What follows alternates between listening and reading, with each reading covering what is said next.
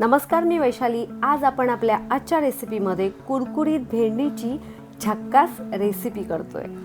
भेंडीची भाजी नेहमीसारखी न बनवता मसालेदार, खमंग आणि कुरकुरीत भेंडी नक्की करून बघा। मुलांना, मोठ्यांना सगळ्यांनाच ही कुरकुरीत भेंडी खायला खूप आवडेल। कुरकुरीत भेंडी करण्यासाठी आपण सर्वात आधी भेंडी धुवून आणि स्वच्छ पुसून घेतली आहेत। आता या सर्व भेंडींचे जमतील तितके पातळ उभे काप करून घ्यायचे।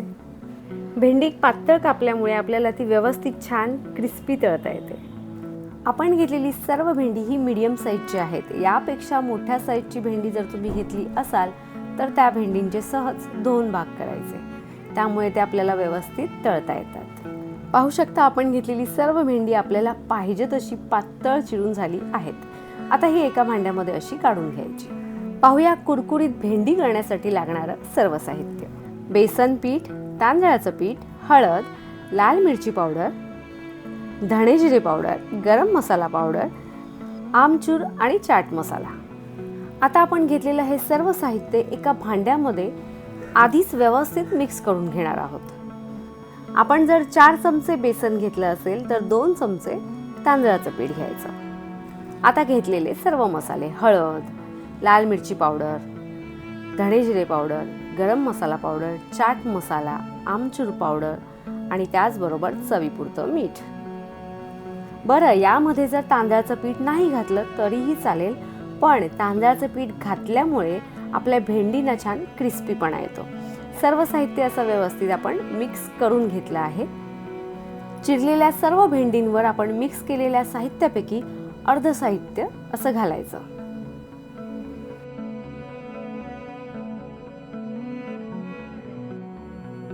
आणि घातलेलं साहित्य अगदी व्यवस्थित असं मिक्स करून घ्यायचं। तुम्हाला जर हे सर्व मसाले डायरेक्ट भेंडींवर घालून जर असे मिक्स करायचे असतील तर तुम्ही तसंही करू शकता।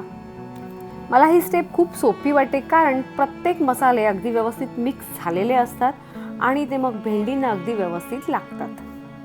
म्हणजेच भेंडी चिकट असल्यामुळे तिच्या चिकटपणामुळे आपण लावलेले सर्व मसाले तिला व्यवस्थित चिकटतात।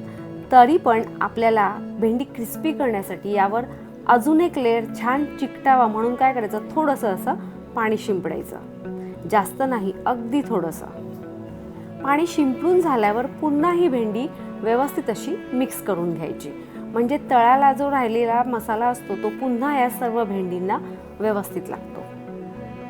पाहू शकता, आपण पाणी शिंपडलं आहे। तुम्ही यावर लिंबाचा रस सुद्धा घालू शकता। अगदी सहज आपल्या सर्व भेंडींना व्यवस्थित असं आपण लावलेलं सर्व साहित्य लागलेलं आहे।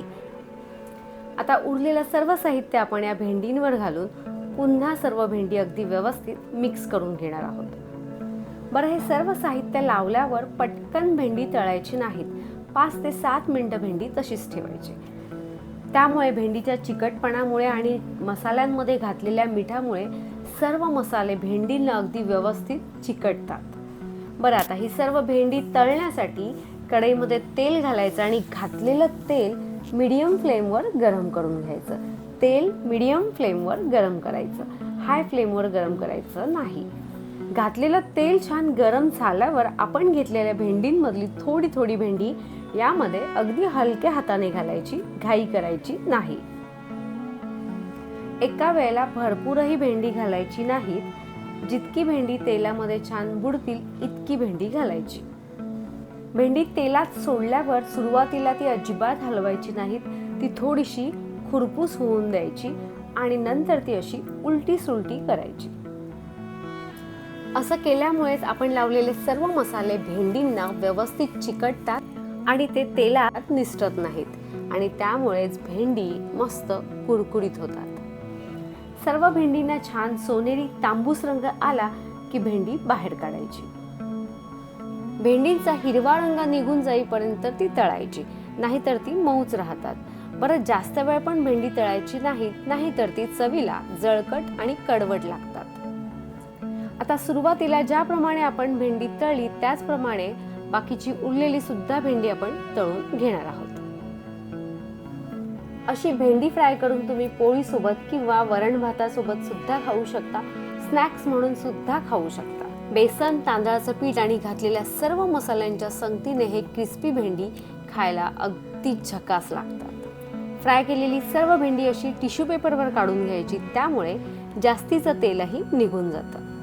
तुम्ही सुद्धा कुरकुरीत भेंडीची रेसिपी यापेक्षा इतर कोणत्या वेगळ्या पद्धतीने करत असाल तर तुमची रेसिपी मला कमेंटमध्ये नक्की शेअर करा। वेळ झाली आता निरोपाची। तुम्हाला जर आपली आजची रेसिपी आवडली असेल तर आपल्या रेसिपीला लाईक करा, जास्तीत जास्त शेअर करा, नवीन येणाऱ्या सर्व रेसिपींना हाईप करा, बेलचं बटनही दाबा आणि त्याचबरोबर आपल्या चॅनलला सबस्क्राईब देखील करा। ज्याप्रमाणे तुम्ही आपल्या सर्व रेसिपीज पाहता त्याचप्रमाणे पाहत राहा, पाहता पाहता करतही राहा आणि करून झाल्यावर कमेंटमध्ये मात्र नक्की सांगा तुमची रेसिपी कशी झाली।